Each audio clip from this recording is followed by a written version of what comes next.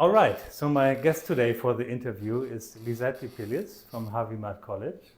Thank you very much for coming and My having pleasure. some time here for this interview. I'm pretty sure what you have to say about your career and your motivation and so on is really interesting to many people. So why don't you introduce yourself? Just Sure. I'm Lisette de Pillis. I'm from Harvey Mudd College, as you've said, and I have been there more than 30 years teaching. It's a teaching institution and also doing research. Much of that has been with undergraduate students. So more than 30 years. Yes. Wow, this is almost a lifetime ago. Amazing. It is. Yeah. Yes. So how did you get to go there? I did my doctoral work at UCLA, and there were several kinds of opportunities open when I was finished, including postdoctoral positions and tenure track positions at R1 universities.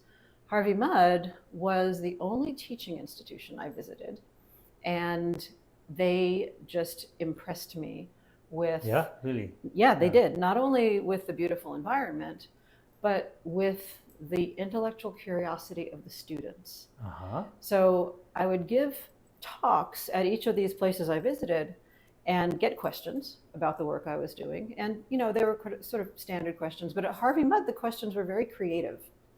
And so it was interesting because I had not considered being at a teaching place, but the students were so engaged and creative that that was one of the things that convinced me to. Oh, this is very interesting. Nice. Yeah. Oh, this is a good impact. Yeah. Would you say it's the same still? I would say it's the same still. still. Do you have like a good quality of students? Oh, there? absolutely. Yeah. It's still small. It was very small when I joined. There were something like 550 students in the entire college. Now we've grown to about 950, so it's almost doubled, but it's still a small college. I think the demographic is definitely more diverse, and that has made for a much better community even. So we still have creative students, but now coming in with a greater diversity of ideas. So it's only gotten better. That sounds really exciting. Yeah. Yeah, really cool. All right. So let's talk a little bit about your research. So you work on mathematics and oncology. Yes. But have you always worked on this, or did you do something else earlier? I have not always worked on this. I decided to get my PhD in math because I became very interested in parallel computing. Oh. And remember, this was many decades ago. Yes. So this was in the age of needing to think about gray codes, and there was a lot of mathematics involved in figuring out how to distribute the computing jobs you were doing. And so I found at UCLA a place where there was an interest in that. And so that's where I went, but then shifted into doing computational fluid dynamics because that's what UCLA is big on.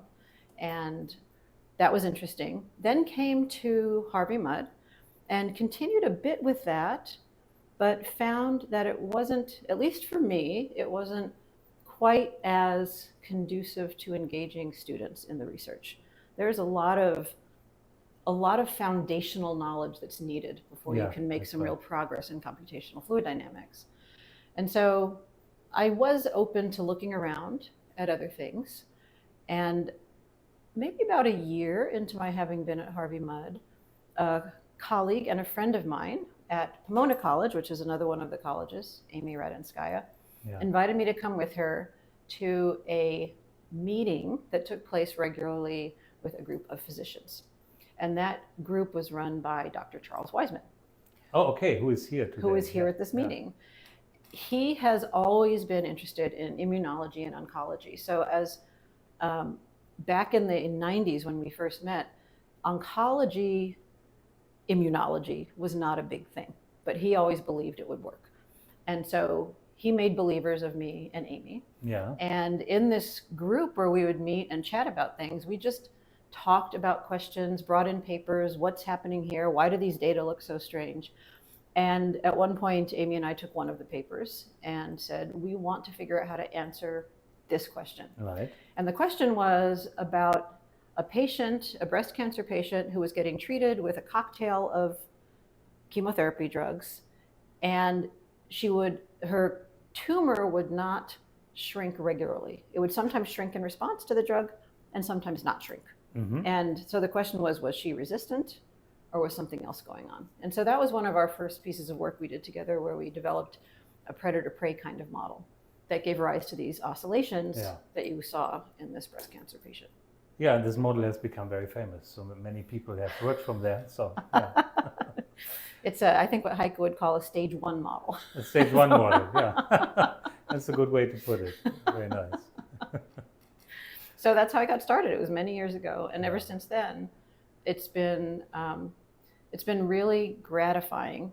First of all, it's something that undergraduate students can get easily engaged in because there's so many levels. The thing that's hard is the students do need to have a grasp of biology and a grasp of computing and mathematics. So the advantageous thing about being at a place like Harvey Mudd is the students there have a curriculum where they all have to learn some of these things, no matter what their major is going to be. Yeah. So we have sort of a pre-built population of students who are already cross-disciplinary, so it works very well for them. Okay. Very nice. I wanted to ask you also about gender roles in our discipline. So you're a very successful woman and you have a wonderful career. Can you tell us a little bit about if you had particular challenges or maybe particular help to get you going in your career? Sure. One thing I can say is things are so much better now than they were 30 years ago. So to give you a sense, when I joined Harvey Mudd, it was a great faculty, very friendly people. There had never been a tenure track woman in the Department of Mathematics in the history of the college. No kidding. Wow. So I got to be the first. And it's not always super fun to be a pioneer. People don't know what to expect. They don't know how to treat you. There were funny stories. There were frustrating stories. I'll tell you a funny one. After our first couple of department meetings, another person from my department took me aside and said, "You know, it's so great to have you in these department meetings." I said, "Oh, how nice, thank you. Yeah, people aren't swearing in front of you." So, okay. Oh, very nice. All right. I guess, you know, how whatever you do to make the environment better, I suppose. So I think people really tried to help.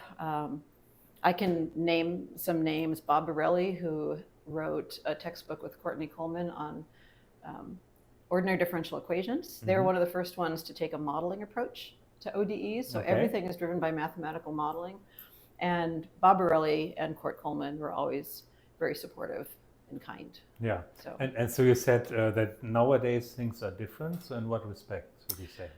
Well, now first of all, they're different because if we bring in to our department a woman or any underrepresented person, any person of color or woman, anybody who feels that they are not well represented in the mathematics community, when they come to our department, they will not be the only one. They will see more people like them. Yeah. And it's only been for the better. So the other kind of diversity we now have in my department is more people who do computational mathematics, which is great because I was the only one. And that's where you came from. My need for good computing equipment was really foreign to the rest of the department for the most part. And so the people would look at me strangely like, "Oh, don't you need just a chalkboard and pencil and paper?"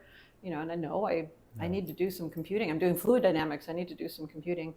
And so it was a challenge. I had to get grant money for funding and so forth. But bringing in more people that now do this it's accepted. We have a variety of the kinds of mathematics that we're doing, and so. Oh, that's nice. Good. Yeah, that sounds really good indeed. Yeah. Now, like the last question. So, if it's about young people entering this area and maybe building a career in mathematical modeling, would you have some advice for them how to do that or what to look for? I would say, follow your curiosity. Do not lose your intellectual curiosity and desire to find out why things happen. And I would say in this sub world of mathematics, which is people who do mathematical modeling, and in particular in math biology, we tend to have a very friendly and supportive network of people, I think.